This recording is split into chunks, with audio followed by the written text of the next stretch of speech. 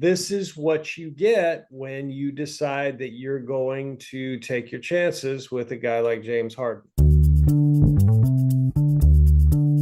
Greetings and salutations, and welcome to the Odd Coaches Podcast, which can be found on YouTube, Spotify, Podbeam, or wherever you get your podcast. I'm your host, Dr. Keith Adams, and with me today, two of the favorite cavalcade of stars, starting off with our favorite administrator, Robert Abney. Robert, how are you today, sir? How are we doing, man? Living the dream, as always, every day. Let's get to it. All right, and Captain for Life. And we got some basketball stuff to talk about today. Will Cotton. Will, how you doing, man? It's getting cold, so that means a lot of sports are going to start going on. So let's do it. I'm getting ready. All right. So first, in segment one, we're going to get you ready. Training camps are going to start soon. Segment two, a little college talk. As again, we start getting you ready. We're going to set the table. And then in segment three, it's about the WNBA postseason, Final Four. So let's get at it. Let's get ready, because here we come. To quote the Temptations, NBA training camp begins September 27th, but only for some teams participating in games outside of North America. That's the Mavericks and the T-Wolves. NBA training camp officially begins for everybody October 3rd. Also, veteran players are allowed to show up a day earlier. So unlike the NFL, where they send the kids in first, NBA, let's get some of these cobwebs out. Preseason games start October 5th, and the 78th NBA regular season tips off Tuesday, October 24th. So in about a month, we're going to have NBA basketball. So, Will, I'm going to have some opening thoughts. I want you to comment on the Bucks. Bucks star Giannis Antetokounmpo becomes eligible to sign a contract extension. His first chance to recommit to the Bucks. Giannis still has 2 years remaining on his contract, plus a player option for a third year, but his timeline towards free agency is ticking quickly. Giannis is 28. And he remains committed to the Bucks for now, but has reiterated this offseason that his loyalty to the organization is contingent on the team remaining a championship contender. Will, what do you think about Giannis and the Bucks? Is this a short-term thing, a medium-term thing, or do you think he's going to end his whole career as a Buck? I don't think he's going to end his whole career with the Bucks. I mean, I think he got, I want to say he got lucky, but he got fortunate to get his championship early. And instead of reloading and doing what they do to try and win more, they kind of re-sign Chris Middleton and Drew Holiday. I mean, great players, don't get me wrong, but more complimentary players, not really the all-stars or the stars that you need to kind of compete every year. So it's going to be either Milwaukee can find a way to bring stars here in cold Milwaukee, or they just max out and say, hey, we know we're not going to have this kid in a couple of years. It's hard to believe that he would even resign. I feel like he's definitely going to he's not going to get the extension. I feel like he's going to take the biggest amount of money he can. So I think they should just prepare for that. Unless they can somehow bring guys to Milwaukee, it's not going to happen. So I don't think it's going to be long term. I think they're going to try and win this year, maybe try and win next year, see how it goes, but then they're going to talk about shipping them out. Okay, Robert, you have the unenviable task of being in the front office of the Philadelphia 76ers. You just signed Kelly Oubre Jr. to a one-year deal. He could get a big opportunity because of the James Harden trade request. Oubre is 27th, and he's entering his 9th year in the league, and he's a solid guy. He averaged 20 for Charlotte last year, who didn't go anywhere. He's a 43% shooter.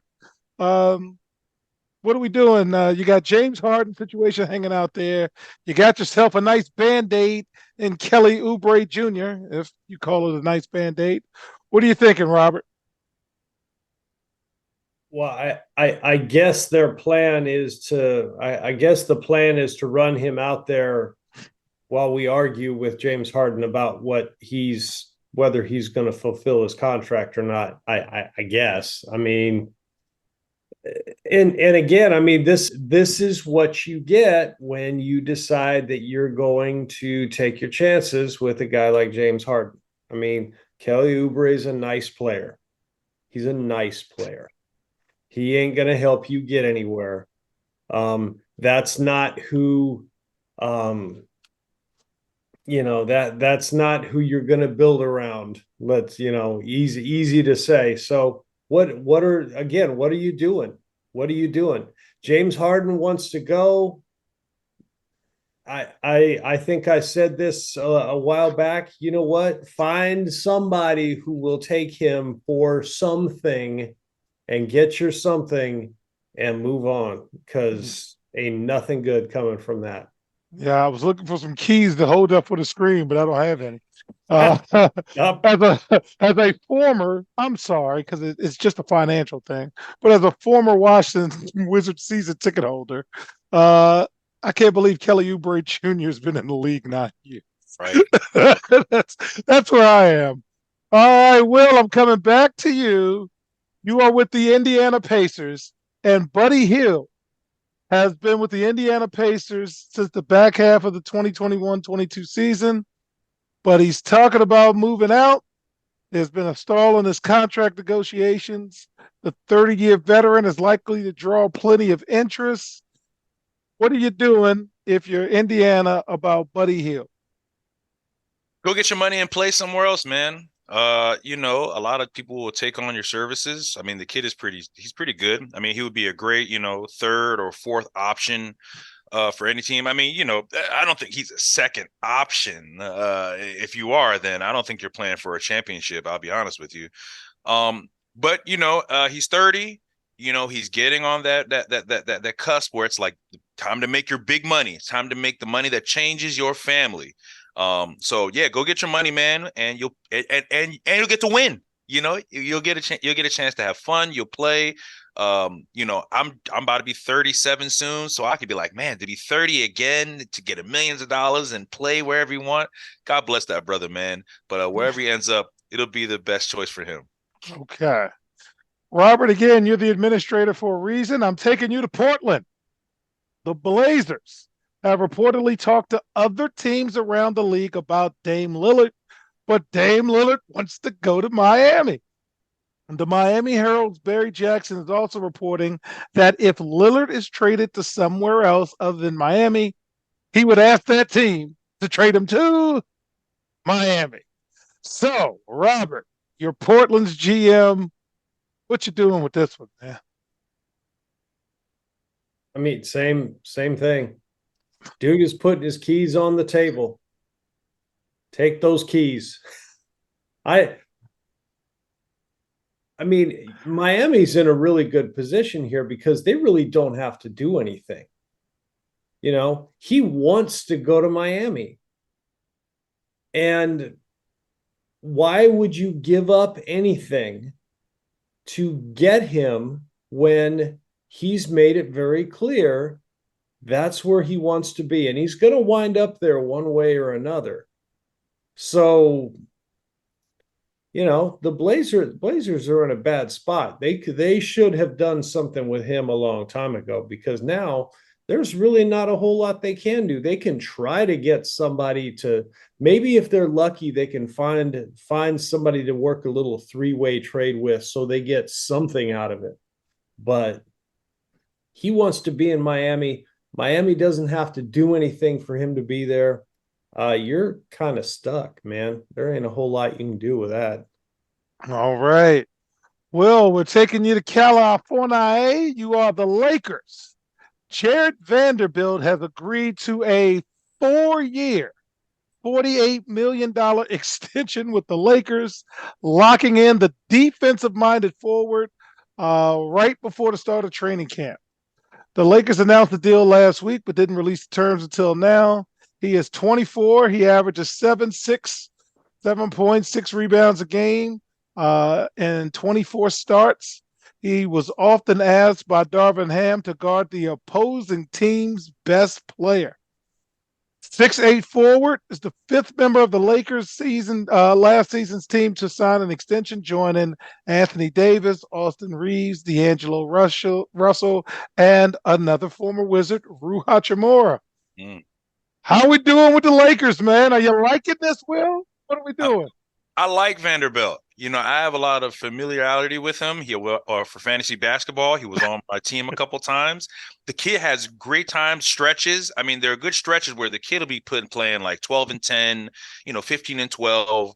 Obviously they're so deep in Minnesota with Towns and Rudy Gobert. He wasn't really able to shine, but I mean, the kid is young. He's 24. He's versatile. He can play. He can play power forward and center if you want to throw that back and forth thing with him and AD, and that's a lot of flexibility with your roster. But this will be the first time that he actually got to be somewhere and learn and understand the system. I mean, since 2019, he's with Nuggets, Wolves, Jazz, all, you weren't really going to be able to grow like that. So now he's with a team. He has some good veterans around him. He's going to get some, he's going to play ASAP because he just got the contract.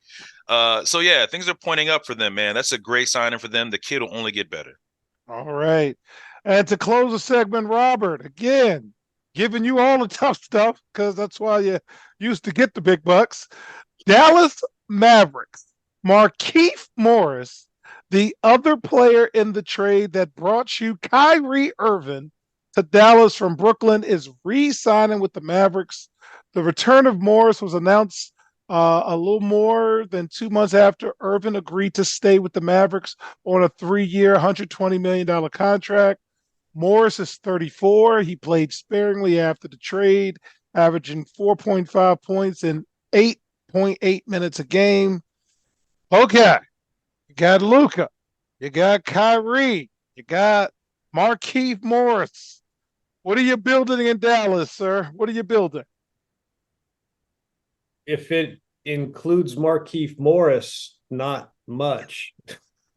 I mean, great. You signed this guy who's a journeyman and is basically hanging on at this point in his career. And good. Hey, good for him for signing the contract, baby, and hanging on. Get paid as long as you can. Yes, sir. But is he going to do anything to help him? Maybe he's going to mentor a young guy. I don't know. That's it. He ain't the answer to their problems. I can tell you that.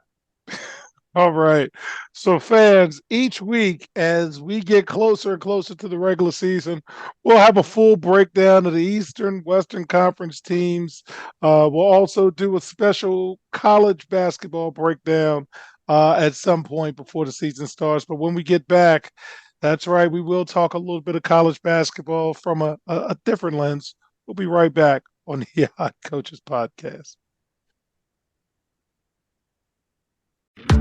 Why should student athletes use the CKA SAVE Project academic and athletic consulting services? Over the past 15 to 20 years, colleges, universities, professional sports teams, business organizations, and others have increased their use of consulting services to improve their decision-making processes and results. Over the same time, the athletic and academic landscape has changed for high school and college student athletes as the NCAA has raised initial academic eligibility requirements for student athletes while decreasing the number of transfer restrictions. Former college student athletes have noted that they were academic and athletically unprepared for the rigors of college. Let the CKA SAVE Project's close to 30 years of academic and athletic experience help guide student athletes to increase success as we work to help student athletes achieve the goal of obtaining a college degree.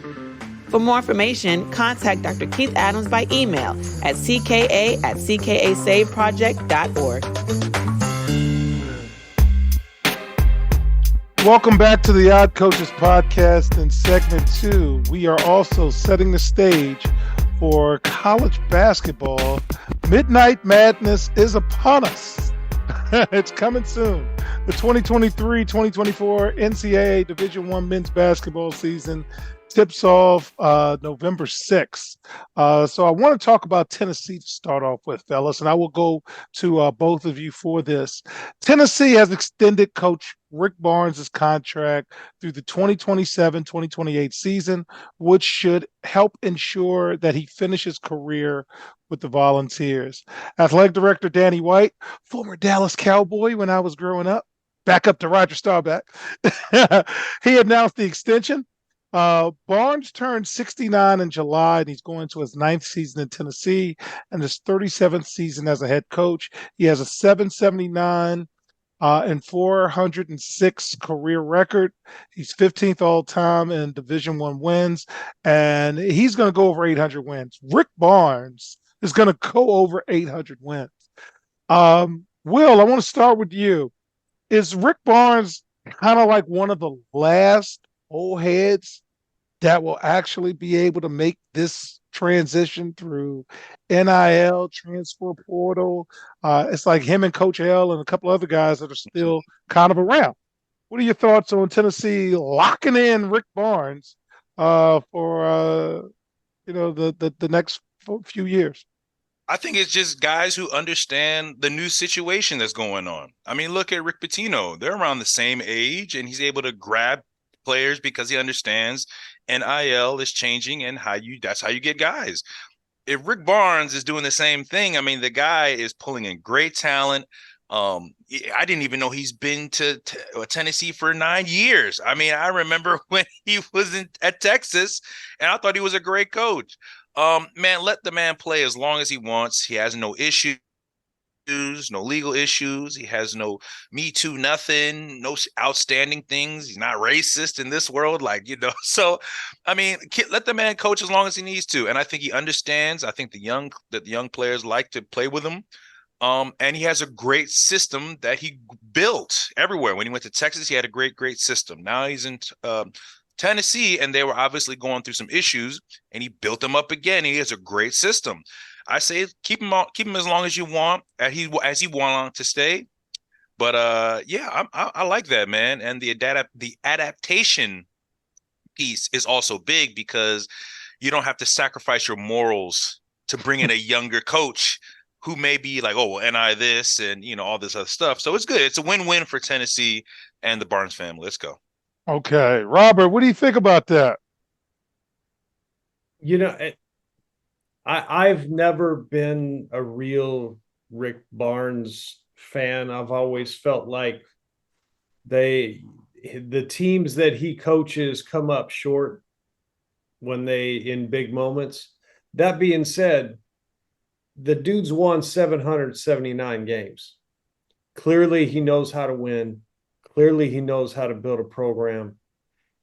If you get one of those guys and he wants to be with you, why would you not extend him for as long as you can possibly extend him for?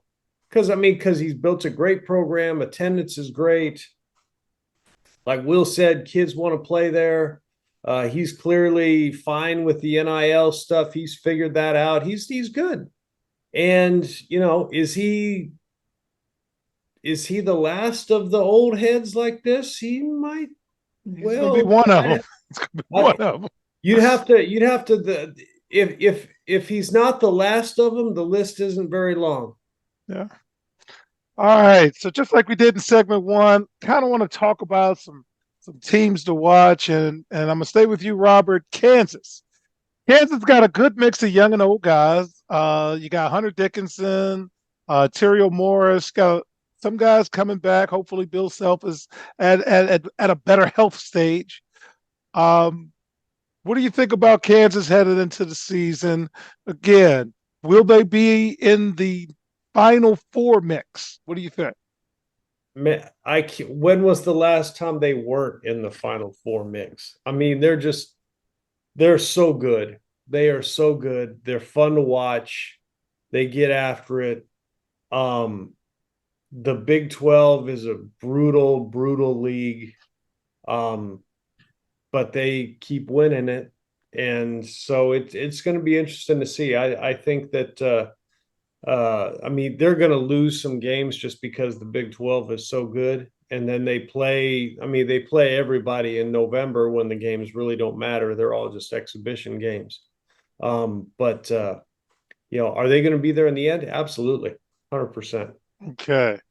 Well, selfishly, I'm going to you with this Purdue take because they lost last year in pretty bad, dramatic fashion with a very, very good team.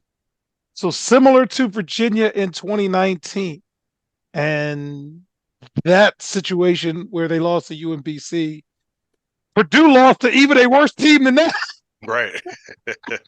So I'm putting you into the locker room, Will. What are you thinking about as Purdue comes back with Zach Edey, who's the best player in the country, but he can't get a post touch against a bum team? Tell me your thoughts heading into this season, because you're not going to get away from it. Every interview, it's going to be, you lost to Fairleigh Dickinson. Oh, talk to me. They have to get that focus. I can take us back when we lost to Magruder my junior year. The next summer and all the season was very focused on getting back and winning again, and using accountability. Hey man, we're getting shots up. The whole team was getting shots up. So it just depends, you got to put the work. It's going to be harder than it was last year. You're going to need put in more work, more focus, and use that as fuel, man. Use that you were embarrassed, last time. People will say you don't belong, because even if you have a great season, people are going to say, oh, well, remember what happened in the tournament. Remember they folded. Remember, I don't know if they can do it. Use that, use some of that Deion Sanders, bulletin, it's just us. And that's what, and coach, you did the same thing. Just sometimes it has to be us versus the world, man. And you have that mentality. And they have a great fan base, so they have everything they need to catapult themselves for the whole season. I hope they can just stay focused and don't lose it like they did towards the end of the season. You did lose to Fairleigh Dickinson. Yeah. So fairly ridiculous. Okay. But yeah, I think if they focus, they'll be much better than they were last year. All right, Robert, I'm going to you for Duke. John Shire has another year with his guys. You've been an AD, you've been a principal, you've seen a young person come up through the ranks. What are you thinking about John Shire and Duke right now, headed into yet another season further away from Coach K? Well, I think that'll be a benefit to them, because there will be a lot fewer questions this year about following Coach K. What's it like to follow Coach K? How is it year one after? I mean, there'll be a little bit of that at the beginning, but they'll start getting away from that. And I think that'll help. That being said, it's awfully tough to be the guy who follows the guy. And it really doesn't matter what he does. He's never going to be Coach K. And the sooner he figures that out and embraces that and is able to sell that vision to, communicate that vision to people, the better off he's going to be, and the better off Duke will be in the long run. There's nothing that's going to convince me that they're not still going to be Duke yet. But I mean, could that happen down the road where they just become another group of guys? I mean, we talk about Michigan State all the time. Tom Izzo. When was the last time Tom Izzo won anything? I mean, we're going on 20 years, pretty close, I think. And Tom Izzo is a great coach. He's a great coach, but when was the last time they did anything? So that is a good segue. So I'm going to take the last two, and one of them is Michigan State. Michigan State brings a lot of talent, brings a lot of experience, and Tom Izzo has heard what Robert has said, and it's a fair statement. And how long are we going to say the COVID this, the transfer this? I think Tom Izzo is going to adapt because he's one of the last old heads out there. Right. And it's going to be one of the teams we watch this year because of the talent level they have and the experience they had. Tom Izzo, for a spell, had a run that if you were a freshman at some point before your senior year, you were going to play in a Final Four. So let's see what happens there. And the last item before we give some advice to some student athletes is Marquette and Shaka Smart. And the first words I said on this show was Shaka, Shaka, Shaka, Shaka, Shaka Smart, because Shaka's smarter than everybody. Shaka has found a place that will allow him to be him, pay him what he deserves, and that's going to be a team to watch. So we're going to pay attention to Marquette. And as we close the segment, advice for student athletes, guys, as we head into this basketball season, players, one, build positive relationships with your professors now. Okay? Hey, go to class, sit in the front, know everybody's name, because you're going to need grace at some point this semester. Two, make rest a priority. You are trying to do something that's hard. Remember that. Please remember that. And three, enjoy yourself within reason. Have a good time. Enjoy, but man, stay out of the news blotter, please, because too many players keep getting in the news blotter, and we intentionally skipped Kansas's news blotter because that wasn't the focus this week. So again, it's just advice from the old man who has a 90% college graduation rate. And when we come back, we'll talk about the WNBA playoffs. We'll be right back on the Hot Coaches Podcast. The reviews are in for Dr. Keith Adams' book, Finding the Balance, My Personal Journey to Academic and Athletic Success. College professor and student athlete academic expert Dr. Lisa Rubin said, "There is nothing out there like this book, so I do hope people will pay attention and give it a read." Former George Mason standout Folarin Campbell said, "Consider this book an opportunity to work directly with Dr. Adams, just like I did. I assure you that there will be something you can take away that will be useful to you throughout your personal journey." Ryan Waite, a recent college graduate who is a software engineer, said, "I like how the book is based on research, which makes it good for general students as well as student athletes."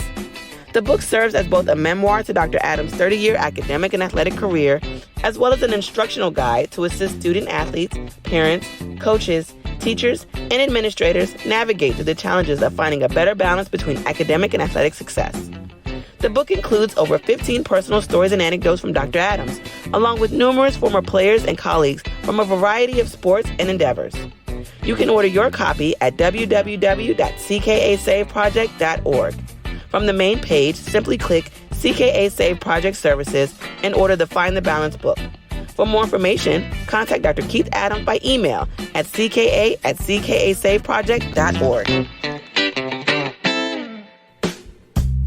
Welcome back to the Hot Coaches Podcast. Will is just catching up with off-season college basketball news.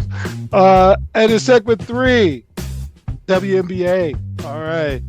Asia Wilson locks it down, 2-time Defensive Player of the Year. Satu Sabali was named Most Improved Player, and Alicia Clark was named 6th Player of the Year. So congratulations. And now let's get to the playoffs. So you have the Aces going against the Wings. You have the Liberty going against the Sun. You have the top 4 seeds making it. So I'm going to give you fellas some notes before you give me your thoughts on the postseason. One, the defending champion Aces are 6 wins away from becoming the first WNBA team to repeat since the 2001-2002 Los Angeles Sparks. The Liberty and the Sun are 2 of 3 active franchises that have never won a WNBA title. The Wings franchise won 3 titles when it was located in Detroit as the Shock, but hadn't gotten close to reaching this when they were in Tulsa and now Dallas. The Aces and the Suns have advanced to the semifinals for 5 consecutive seasons.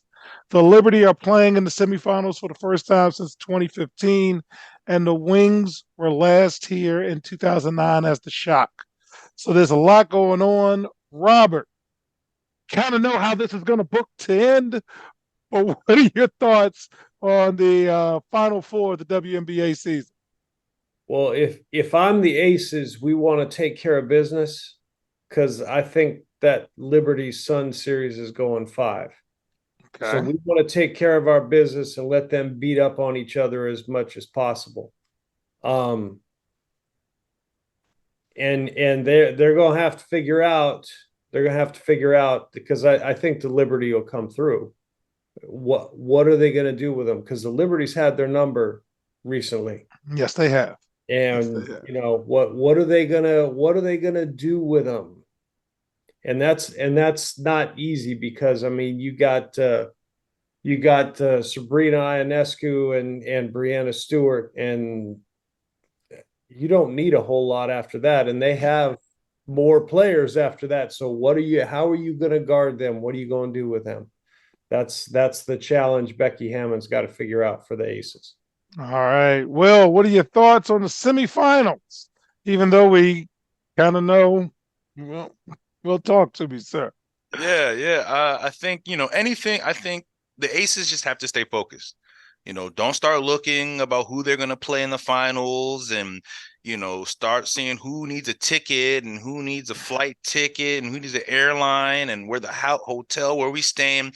Focus on what you're here.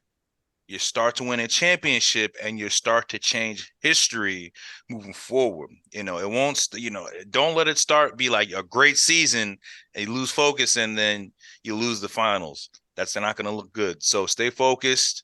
I hope the Liberty too. I mean, Liberty, I'm sure they're trying to focus and not look ahead and say, hey, we want another taste of the Aces. And we know we beat them before and we want to come back and get some of that, but you got to beat the Sun first. So just focus on who you need to do and the rest will take care of itself. But it should be a good final, and it should be a great semifinals. Moving forward, it should be exciting. All right. So to close, congratulations to the newest member of the Hood College Athletics Hall of Fame, Ryan Jungins.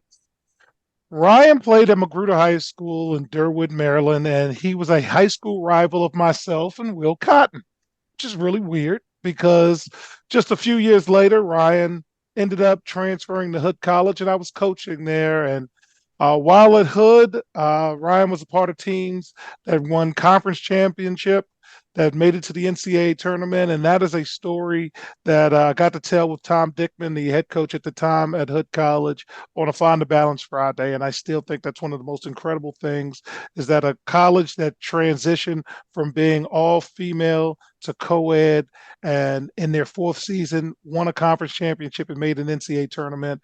That's how I got in the Hood College's Hall of Fame as a member of that staff.